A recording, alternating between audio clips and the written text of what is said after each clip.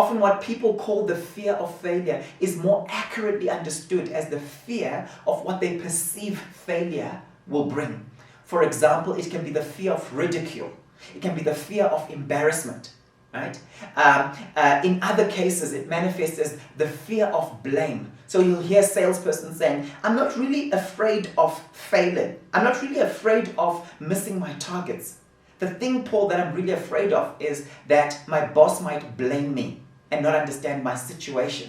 All right? It's the fear of being blamed, where you've always got that visual of that boss saying, it was your fault, it was your fault. So as you're trying to understand the nature of your fear of failure, just go a bit deeper, ask yourself a few more questions. And I'm telling you right now, there's a guy called John Whitmore who once said, that which I'm aware of I can control. That which I'm not aware of controls me. Awareness therefore empowers me. So that's the first step. You want to become aware of the type of fear that we tend to face, you see.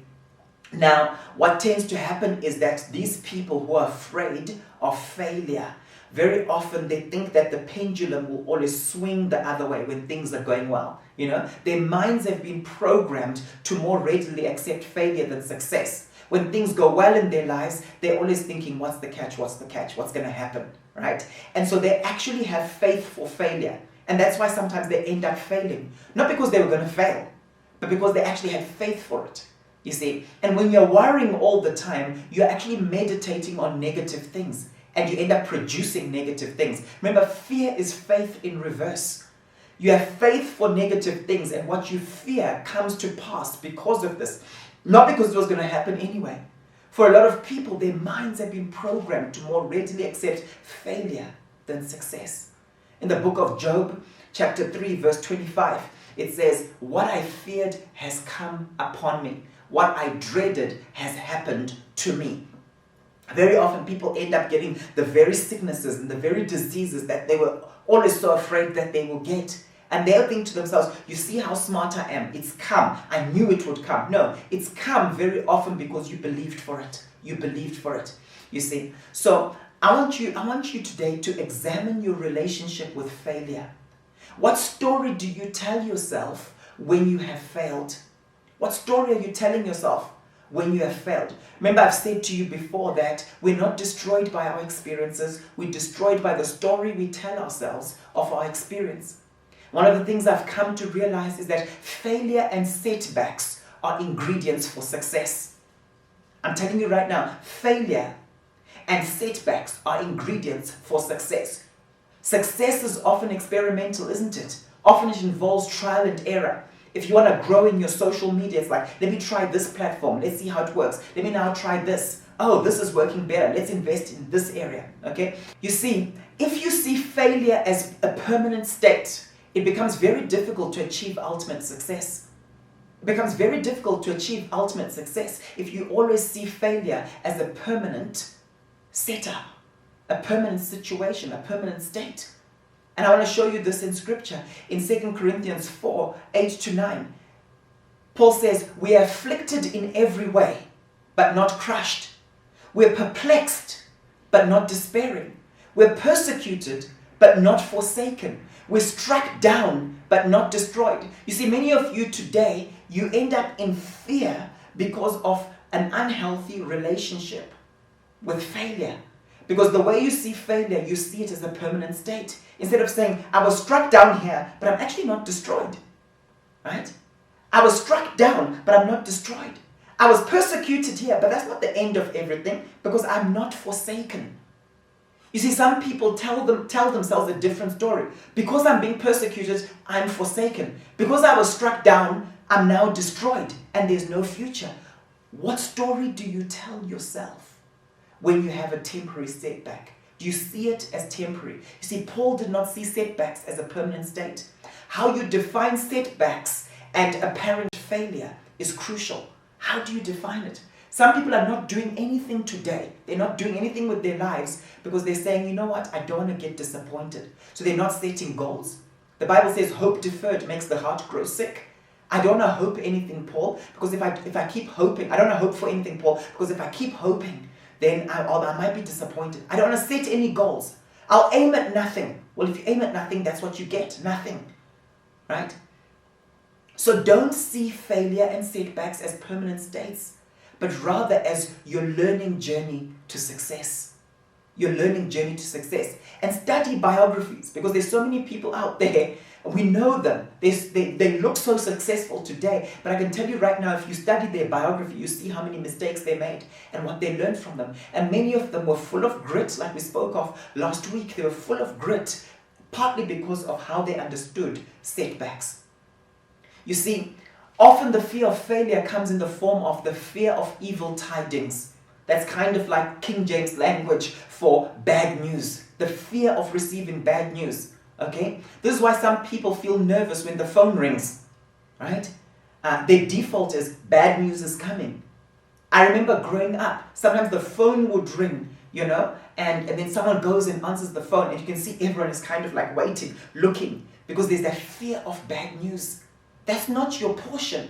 In the book of Psalms, and I like declaring this over people when they get a new home and so on, this is a powerful blessing in Psalms 112. Okay, it speaks of the blessing of the righteous with regards to this. In verses 6 to 7, it says, "Surely the righteous will never be shaken. They will be remembered forever. They will have no fear of bad news." They will have no fear of bad news. Do you know what pain often is? What fear often is, it's the anticipation of pain. Have you noticed that? Very often fear is the anticipation of pain. You're expecting bad news. You're expecting that, this needle here is going to really prick me and it's going to be sore. Fear is the anticipation of pain very often. But you don't have to be bound by that.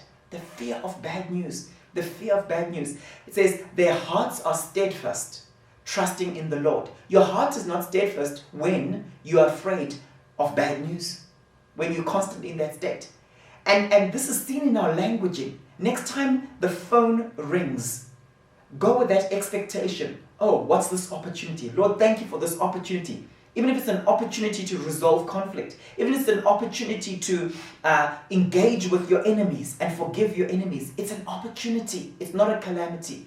In the book of Psalms 23 verse 4, it says, "Even though I walk through the darkest valley." Some of you are walking through the darkest valley of your lives, relationally, financially. It says, "I will fear no evil." So fear doesn't have to do with our circumstances. We can have terrible circumstances, but still not fear any evil, whether it's evil news or evil people. Why? "For you are with me, your rod and your staff, they comfort me." You see, despite your outward circumstances, you can still walk in inner peace. Isn't that powerful? You see, we need to ask ourselves certain questions when we think that we failed, so that we neutralize the potential trauma of failure. Some of you are traumatized by failure. I coach people who will say that to me, "Paul, I cannot afford to fail. I cannot afford to fail." So they're not studying further. They're not studying further because they're so frightened of failing, right? So here's some questions that you can ask people around you when they feel like a failure, when they've got a bad relationship with failing. Ask them some of these questions. What have you learned from this situation? And you can even do self-coaching, right? We can ask yourself some of these questions. Are you being hard on yourself? Am I being hard on myself? Right? That's renewing your mind. Have you been in this situation before? Probably. And you survived, didn't you? Okay? Of what are you afraid? Because they'll say, "I'm afraid of failing that exam," but really deep down it's, "I'm afraid of the embarrassment that will come with it. I'm afraid that people will see me differently. I'm afraid that I might be so discouraged I don't want to try again. Okay? I'm afraid that I've let down my professor." I don't know what the root cause of your fear of failure is. Do you know others who've been in this situation? Yes, I know many other people who've also failed actually, and they've bounced back. How could it have turned out worse? How could you have done it better? How have you improved from previous times? Sometimes we're so hard on ourselves, but we've actually improved. Last time you got 45%, right? Now this time round you got 52%. You've done better. Why are you still beating yourself up? Okay? So I like to ask the question, why do you see it as failure? Who told you that you failed? That's a definition you're placing onto it, but who told you, right? And I like to ask this question, what were you expecting? Sometimes people are so terrified, they call it failure because they had unrealistic expectations of themselves and of the situation, okay? I like what Robin Williams said in the 1 Hour Photo. The things we fear most have already happened to us. Sometimes some people could come and say, oh, Paul, you know what, I'm looking for a job. Oh, there's that opportunity, go for that interview. I'm afraid of interviews, Paul. What are you really afraid of? I don't want to be rejected. I'm tired of being rejected. I'm afraid of it. So you've been rejected many times before and you're still here, but you're still afraid of being rejected. Come on.